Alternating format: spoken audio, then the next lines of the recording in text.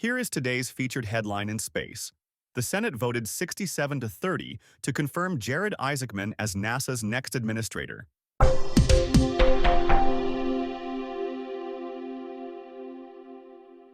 Today is December 18th, 2025, and you're listening to Space News First Up. Here are today's other top headlines. The Senate voted 67 to 30 to confirm Jared Isaacman as NASA's next administrator. The space community celebrated Isaacman's confirmation while also expressing relief that the agency now had a permanent leader in place. Reusable spacecraft startup Lux Aeterna plans to use an Australian range to recover its spacecraft. And the Space Force doesn't plan to work together with the National Reconnaissance Office on a new space surveillance satellite program. First Up is produced by SpaceNews, the industry standard for professional space journalism.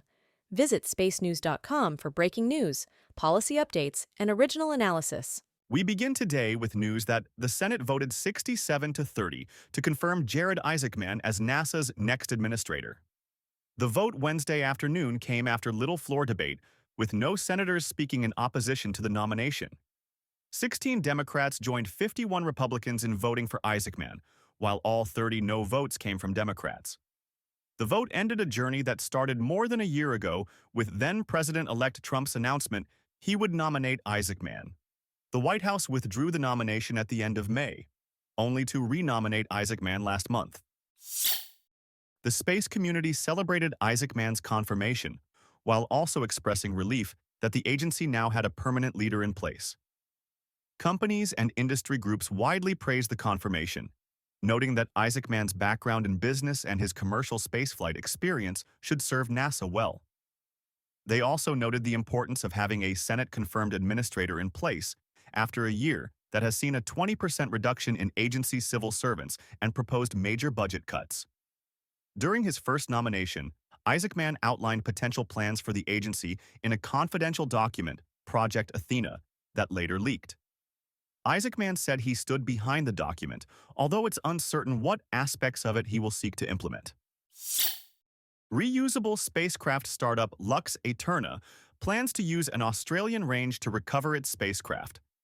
The company announced an agreement with Southern Launch to use the Cooniba test range in South Australia for its first mission, launching in early 2027, as well as another in 2028. Lux Aeterna is seeing demand for reusable satellite architecture across defense, intelligence, and commercial markets. Targeted applications include short-duration technology demonstrations, hypersonic and materials testing, in-orbit servicing, and in-space manufacturing missions. Varda Space Industries also uses Cooniba test range for the re-entry of its W-series capsules. Breaking Defense reports that the Space Force doesn't plan to work together with the National Reconnaissance Office on a new space surveillance satellite program. The Space Force and NRO collaborated on Silent Barker, a classified constellation of spacecraft to monitor other satellites. However, at the recent Space Power Conference, Space Force officials said they will carry out a follow-on program on their own. Silent Barker and its successor are intended to complement the existing GSSAP satellites and the future RGXX program, with Silent Barker providing broad-area surveillance and GSSAP doing more detailed reconnaissance of objects. Discover your next mission in the space industry with the Space News Job Exchange. Visit jobs.spacenews.com to find top aerospace roles and connect with leading employers. And for employers, use discount code JOBEX for 15% off your next purchase. In other news, Rocket Lab launched a mission for the Defense Department's Space Test Program overnight. An Electron lifted off from the company's Launch Complex 2 at Wallops Island, Virginia, at 12:03 a.m. Eastern on the STPS-30 mission for the Space Test Program. The launch placed into low Earth orbit 4 DiskSat satellites developed by the Aerospace Corporation as an alternative to the CubeSat form factor for smallsats. The launch was a rare orbital mission by Rocket Lab from Wallops, which has primarily used that launch site for the HASTE suborbital variant of Electron. This was the 20th launch by Electron this year.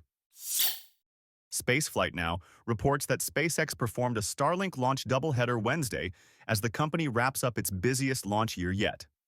One Falcon 9 lifted off from Kennedy Space Center in Florida at 8:42 a.m. Eastern, putting 29 Starlink satellites into orbit. That was followed at 10:27 a.m. Eastern by another Falcon 9 launching from Vandenberg Space Force Base in California, putting 27 Starlink satellites into orbit. The two launches bring the total number of Falcon 9 launches to 165 this year.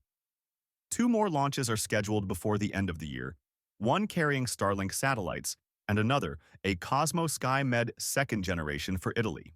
Share your company's news with the entire space industry through Stellar Dispatch, the press release service from Space News. Learn more and use discount code SD2106 for 15% off when you submit yours at spacenews.com/stellardispatch. Nairobi Wire reports the government of Kenya is proposing to develop a spaceport. The government released a procurement for advisory services for the spaceport project to be located on Kenya's coast, taking advantage of eastward trajectories over the Indian Ocean near the equator. The spaceport would be developed as a public-private partnership, but the government did not disclose a schedule or cost estimate for the project. It's unclear what vehicles would launch from the site, but the spaceport is intended to allow African satellite developers to launch their spacecraft from the continent. Space.com reports that Saturn's moon Titan may not have a subsurface ocean. Scientists reanalyzed data from the Cassini mission, finding that the moon is not flexing as much from gravitational forces from Saturn. That suggests that Titan may not have a subsurface ocean as previously thought, but instead a layer of ice near the surface with pockets of liquid water within it. Scientists said the finding may mean worlds. With subsurface oceans may be less common than previously thought, but doesn't affect the potential habitability of Titan, which has seas of liquid hydrocarbons on its surface and a dense atmosphere.